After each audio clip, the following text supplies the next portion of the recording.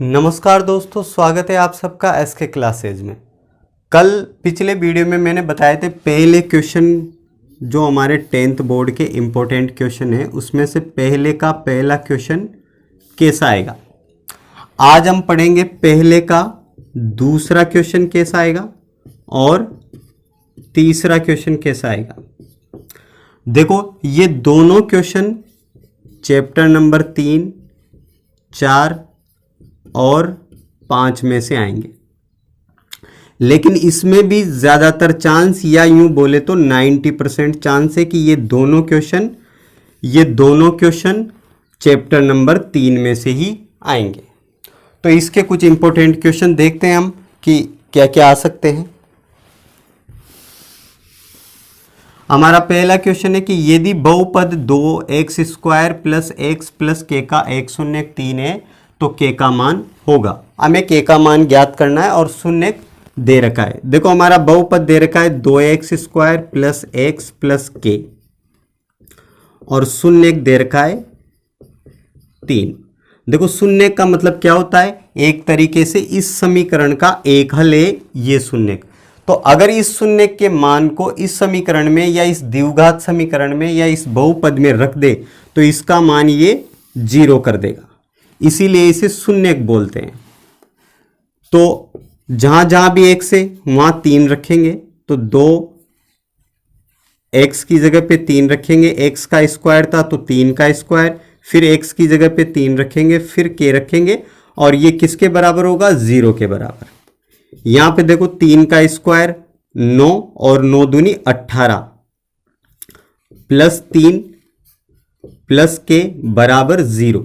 18 और 3 21, इधर प्लस के रहेंगे, दूसरी तरफ पक्षांतर करेंगे तो माइनस के 21। तो हमारा आंसर हो जाएगा डी। इसी प्रकार हमारा दूसरा क्वेश्चन है। इस क्वेश्चन के आने के चांस ज्यादा है कि इस प्रकार का क्वेश्चन पूछा जाएगा पहले के दूसरे में। बहुपद 5x - 3 में x बराबर 1 पर बहुपद का मान क्या होगा। अब देखो इसमें भी वही है कि जहां भी बहुपद दे रखा है 5x - 3, जहां जहां भी x है वहां रखेंगे x बराबर 1, x बराबर 1 रखने पर। तो यहां पे देखो 5 अपनी जगह आ जाएंगे, x की जगह पे 1 रखेंगे और -3। 5 को 1 से गुणा करेंगे तो 5 एकम 5 और -3 ऐसे ही रह जाएंगे, तो ये आ जाएंगे 2। तो हमारा आंसर हो जाएगा 2, यानी कि डी आंसर। अब देखो इसी प्रकार हमारा तीसरा क्वेश्चन, बहुपद 3x - k जिसमें x बराबर 1 और k बराबर 2 हो तो बहुपद का मान ज्ञात कीजिए। अब यहाँ पे बहुपद दे रखा है हमें 3x - k और यहाँ पे 2 मान दे रखे हैं, x बराबर 1 और k बराबर 2। तो अब बहुपद में जहाँ भी x है वहाँ पर 1 रखेंगे और जहाँ भी k है वहाँ पर 2 रखेंगे। तो 3 इस x की जगह पे 1 रखेंगे, माइनस लगाएंगे और उसके बाद k की जगह पे 2 रखेंगे।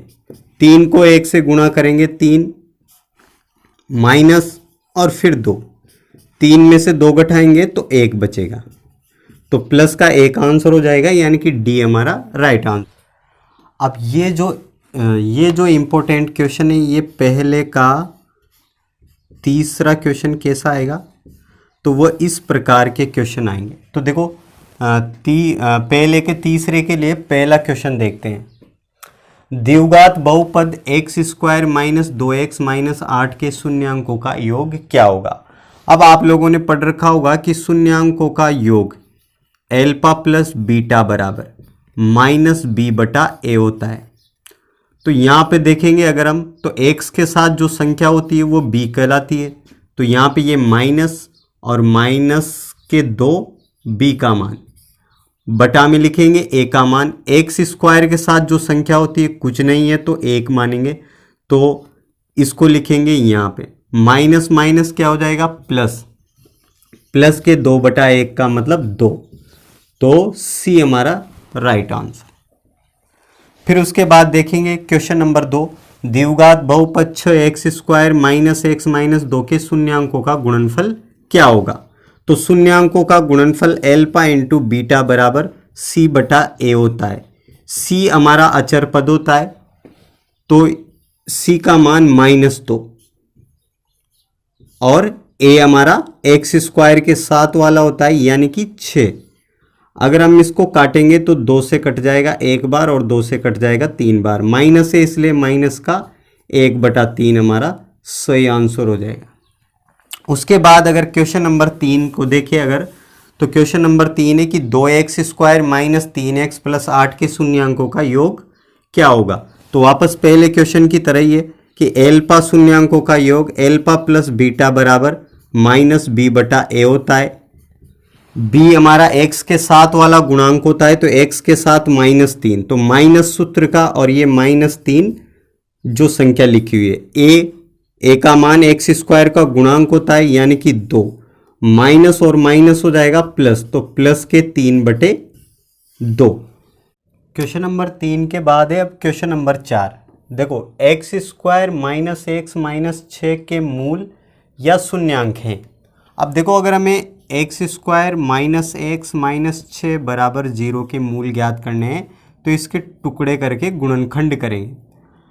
अब गुणनखंड कैसे करेंगे, -6 के 2 ऐसे टुकड़े लेंगे जिसको गुणा करने पर वापस -6 आए और जोड़ने घटाने पर -1x बच जाए। तो देखो इसके लिए हम 2 × -3 ले लेंगे जिसको गुणा करने पर 6 आता है और -3 में से अगर 2 को घटाएंगे तो -1 बच जाएगा। दोनों टुकड़ों को यहाँ रखेंगे तो एक्स स्क्वायर -3x प्लस के 2x और -6 बराबर 0। इन दोनों में से x कॉमन आ रहा है और x -3 बच जाएगा। इन दोनों में से प्लस का 2 कॉमन आ रहा है और x -3 बच जाएगा। इसके बाद हम क्या करेंगे, इन दोनों कोष्टक में से एक कोष्टक कॉमन ले लेंगे यानी कि x -3 और इन दोनों को साथ लिख देंगे x + 2 बराबर 0। इसको 0 के बराबर रखेंगे तो x बराबर 3 आ जाएगा और इसको 0 के बराबर रखेंगे तो x बराबर -2 हो जाएगा। तो इसलिए हमारे दोनों शून्यांक आ जाएंगे या मूल आ जाएंगे, डी वाला सही आंसर। इसके बाद क्वेश्चन नंबर 5, यदि बहुपद 5x स्क्वायर प्लस 13x और प्लस के का एक शून्यक दूसरे का व्युत्क्रम हो तो के का मान होगा। अब देखो यहां पे दे रखा है कि एक शून्यक दूसरे का व्युत्क्रम हो, तो देखो यहां पे एक शून्यक दूसरे का व्युत्क्रम है लेकिन दूसरे के बारे में हमें कुछ भी पता नहीं है, इसलिए हम सेकंड वाले को मान लेंगे x। माना सेकंड वाला शून्यंक x है तो फर्स्ट वाला क्या हो जाएगा, इसका व्युत्क्रम यानी कि 1/x। अब देखो इसके बाद हमें k का मान ज्ञात करना है तो k कहाँ पे आता है, c अचर पद की जगह पे है ये, तो अल्फा इंटू बीटा वाला नियम लगाएंगे। अल्फा इंटू बीटा शून्यांकों का गुणनफल क्या होता है, c/a। यहाँ पे शून्यांकों का गुणनफल करेंगे अगर तो x इंटू 1/x हो जाएगा और c का मान कितना हो जाएगा, k अचर पद, और a क्या होता है हमारा x स्क्वायर का गुणांक तो 5।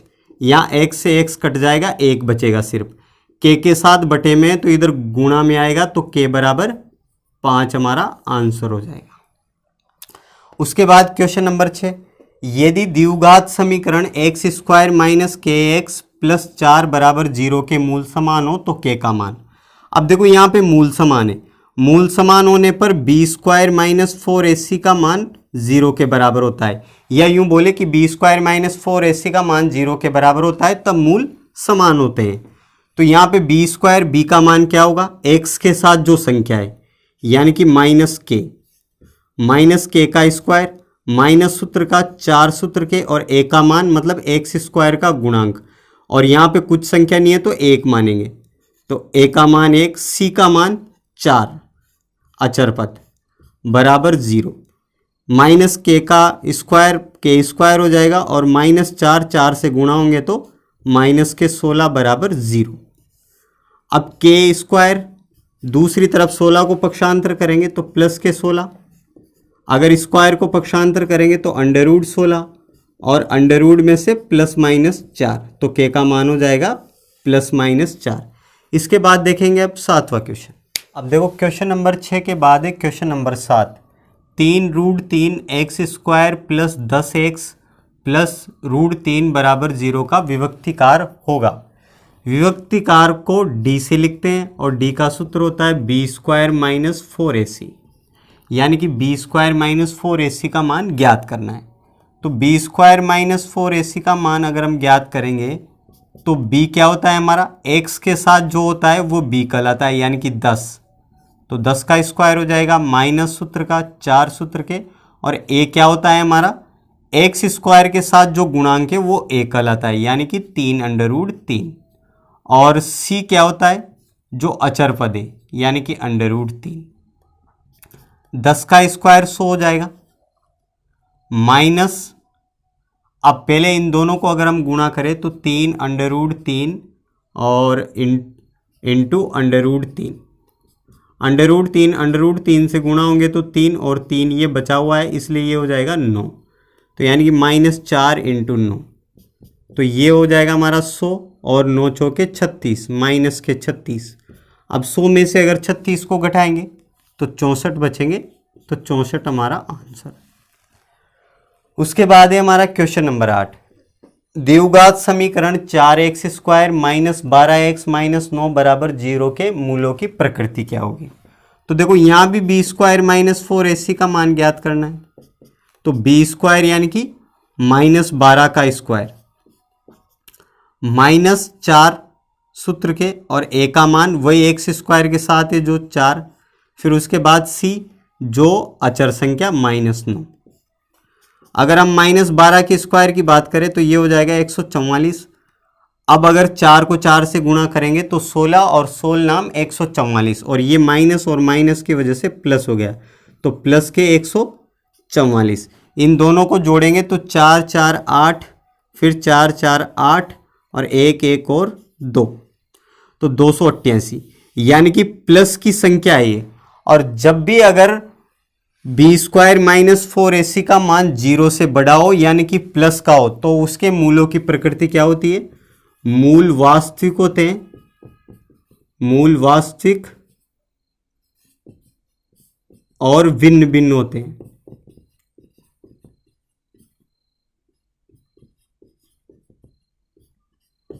अगर b² - 4ac का मान 0 आता तो मूल वास्तविक समान होते, और अगर b² - 4ac का मान माइनस में आता तो मूल काल्पनिक होते।